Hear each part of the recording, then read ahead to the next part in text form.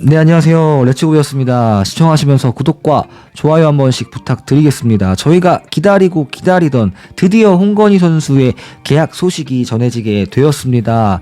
4년이죠. 엄밀히 정확히 말씀드리면 2+2, 2+2년 동안 최대 24억 5천만 원의 이제 계약 규모로 이제 두산 베어스의 도장을 찍게 되었습니다.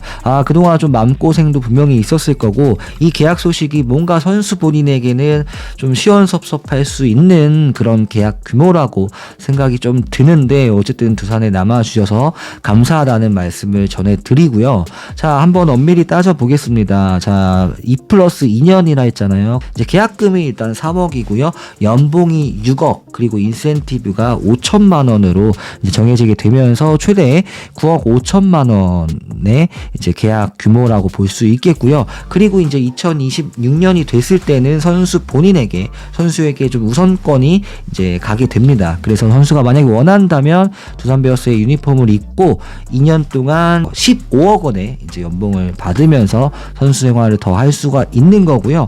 이제 그때 돼서 만약에 또 다시 내가 좀 시장의 평가를 받고 싶다라고 한다면 나올 수 있는 것으로 보시면 될 것 같습니다. 그러니까 뭔가 이제 두산과 홍건희 선수의 계약 소식이 지금 FA 시장이 이제 열리고 2달 넘는 시간 동안 또 중간에 홍건희 선수 에이전트가 또 바뀌는 일도 있었죠.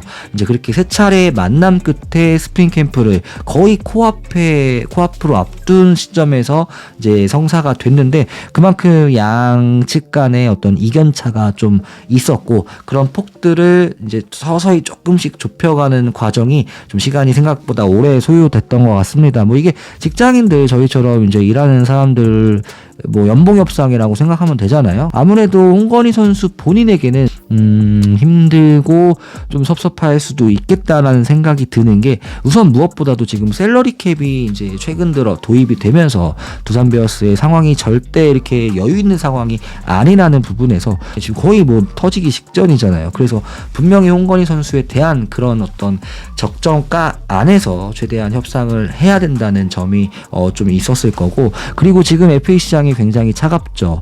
이제 시장 상황이 굉장히 또 그 해 계약하는 선수들에게는 중요한 부분인데, 올 시즌 FA 시장이 그리 따뜻한 시장은 아니었다라는 점과 함께 이제 홍건희 선수의 등급이 A등급이었던 것도 선수 본인에게는 안 좋게 불리하게 작용을 했었을 것입니다. 이제 여러 가지 이런 복합적으로 이제 상황들이 펼쳐지다 보니까 선수에게는 좀 유리한 측면보다는 좀 불리하게 작용을 했던 것 같은데요. 썰에 의하면 30억 원대를 바란다는 이야기가 있었는데 두산 베어스와 이제 손을 잡게 되었습니다. 그래도 이게 최대 금액이 이제 24억 5천만 원인데, 그 중에서 보장액이 이제 24억이거든요. 그리고 인센티브가 5천밖에 되지 않기 때문에 선수 입장에서는 4년 동안 최대 24억은 분명하게 이제 보장받을 수 있다는 점에서 홍건희 선수가 그 부분은 조금 그래도 좀 위안거리가 되지 않을까 싶은데, 사실 한덕주 선수 같은 경우도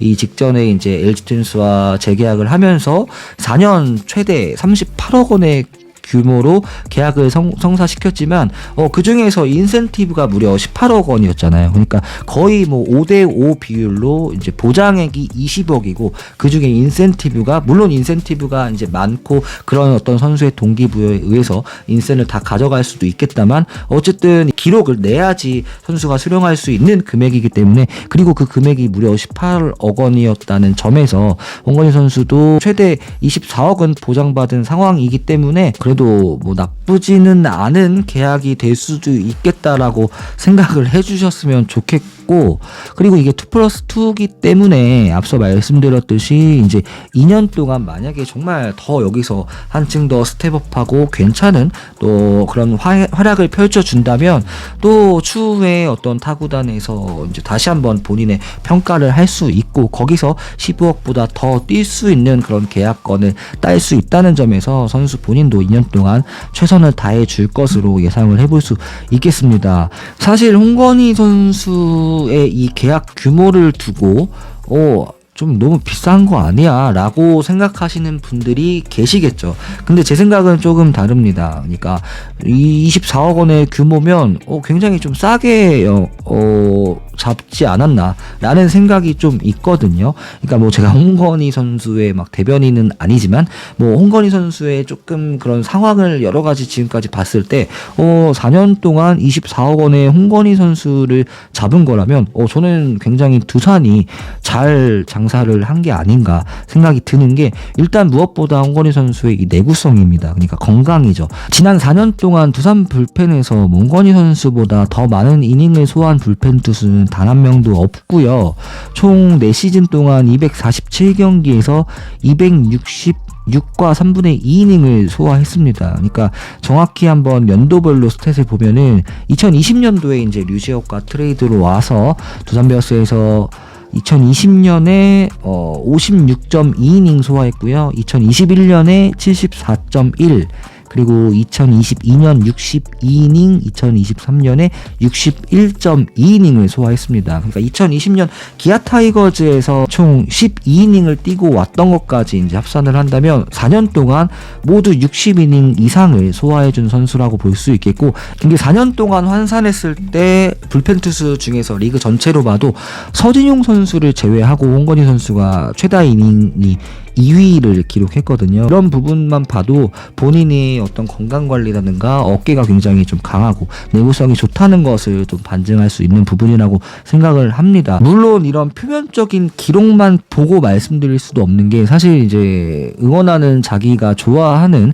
구단의 경기들은 팬들이라면 거의 다 이제 챙겨 보시잖아요. 올 시즌도 홍건희 선수가 전체적인 이 스태치만 놓고 보면은 그렇게 나쁘지 않은 모습이긴 하거든요. 64경기 나와서 61.2이닝을 소화하면서 평균 자책점이 3.06이고요. 세이브도 이제 22개나 기록을 해줬습니다. 물론 그 가운데 20개의 세이브가 전반기에 이제 기록한 부분이긴 하지만, 실제 전반기까지는 세이브 2위를 달리면서 홍건희 선수가 비교적 굉장히 안정적인 모습들을 많이 보여줬는데, 이제 저희가 아무래도 조금 임팩트 있게 기억이 많이 되는 게 후반기에 특히 8월이었죠. 8월 한 달간의 성적이 곤두박질 치고 나왔다 하면은 굉장히 불안한 모습들이 많이 노출되었기 때문에 그때의 좀 잔상이라고 해야 될까요? 기억들이 좀 많이 남아있는 분들이 아마 많이 계실 거고, 저 또한 마찬가지고요. 그러니까 뭔가 홍건희 선수가 나와서 꾸역꾸역 막는 경기도 많았지만 그 와중에 이제 막는 그 경기마저 굉장히 좀 타이트하게 막는 부분들이 많이 나왔었고, 피안타를 허용하고 뭐 주자를 쌓아놓는다거나 본인의 역할들을 충분히 못해준 부분들도 있었기 때문에 그런 측면에서 봤을 때 홍건희가 좀 많이 불안하다. 그래서 실제로 뭐 정철원으로 마무리가 중간에 시즌 중에 또 바뀌는 일도 있었고요. 이제 그런 좀 약점이라고 해야 될까요? 홍건희 선수의 불안함, 좀 뭔가 그런 새가슴 논란, 이런 요소들이 있긴 했으나 어쨌든 앞서 말씀드렸듯이 홍건희 선수의 이 내구성이 굉장히 좋고, 또 어떤 경험 있는 이제 팀 내에 자원들이 생각보다 이제는 투수진에 많지가 않습니다. 홍건희 선수보다 윗 연차인 선수가 많지가 않은 상황에서 이제 좀 어린 좋은 투수들이 많이 지금 성장하고 있는 두산 베어스이기 때문에 뭔가 베테랑으로서 이제 딱 코어를 잡고 중심을 잡아줄 선수가 분명히 필요했다는 점에서 두산이 이제 홍건희 선수를 반드시 잡고자 했던 그런 이유가 될 것 같은데, 어쨌든 24억 원의 규모는 저는 굉장히 합리적인 금액이라고 생각하고, 오히려 선수 입장에서 조금 많이 서운함을 느낄 수 있는 부분이라고 보여집니다. 김재윤 선수가 이제 4년 최다 58억 원의 삼성 라이온즈를 이적을 했지만, 보통 타팀으로 또 그 중에서 뭐 지방구단으로 이적을 할 경우에 좀 더 선수의 그런 어떤 몸값이 좀 올라간다는 부분을 또 고려해 봐야 되는 부분이고, 또 홍건희 선수가 올해로 이제 32살을 맞이하는 해이기 때문에 나이도 엄청나게 많다고 볼 수는 없거든요. 이제 그런 여러 가지를 고려했을 때 두산이 굉장히 합리적으로 잘 잡았다고 생각이 들고요. 자, 이제 홍건희 선수가 스프링 캠프에 이제 합류를 하고요. 아직 두산 베어스의 마무리가 이제 낙점된 상황이 아니기 때문에 뭐 정철원, 김강률, 홍건희 뭐 많은 선수들을 두고 이제 테스트를 거쳐서 마무리 보직이 정해질 텐데, 과연 홍건희 선수가 최근 2년 동안 두산의 클로저로 활약을 해줬는데 2024 시즌은 어떤 보직을 맡아서 또 어떤 퍼포먼스를 보여줄지 굉장히 좀 기대가 큰 부분입니다. 네, 저 오랜만에 한번 영상 만들어 봤는데, 네, 시청해 주셔서 너무나 감사드리고, 저는 이제 본격적으로 스프링 캠프도 시작하면 저 레츠고 베어스도 본격적으로 좀 더 달릴 준비하고 있겠습니다. 네, 시청해 주셔서 너무나 감사합니다. 렛츠고! Bears.